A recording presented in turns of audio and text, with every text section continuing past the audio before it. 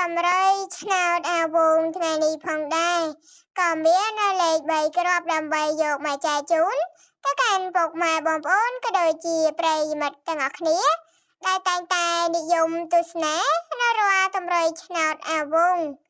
ដែលសម្រាប់នៅថ្ងៃនេះផងដែរក៏ដូចជាសពមួយដងមុននឹងចូលទៅទស្សនាសូមពុកម៉ែបងប្អូនកុំភ្លេចជួយចុច like subscribe និងដាក់នៅសញ្ញារូបកណ្ដឹងម្នាក់មួយផងដែរដើម្បីទទួលបានរាល់តម្រុយឆ្នោតអាវងចែកលេខណា43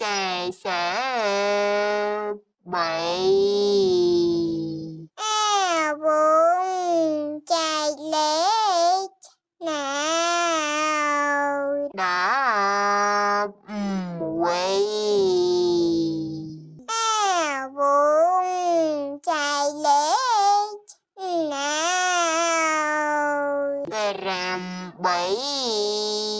800កូ